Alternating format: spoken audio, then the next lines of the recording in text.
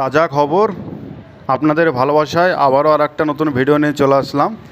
এটা হচ্ছে আমাদের বেলডাঙ্গা বড়ুয়ার মোড়, যে NH 12 নম্বর জাতীয় সড়কের ওপর দিয়ে যেটা ফ্লাইওভার হবে তারই কিন্তু কাজ চলছে।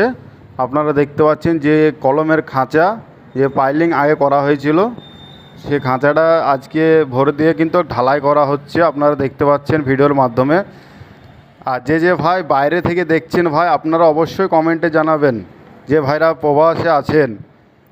আর ভিডিওটা ভালো লাগলে অবশ্যই লাইক কমেন্ট শেয়ার করে দেবেন ভাইজানরা। এই যে দেখতে পাচ্ছেন ঢালাই হচ্ছে, আর ভিডিওটা শেয়ার করে দেন ভাইজানরা।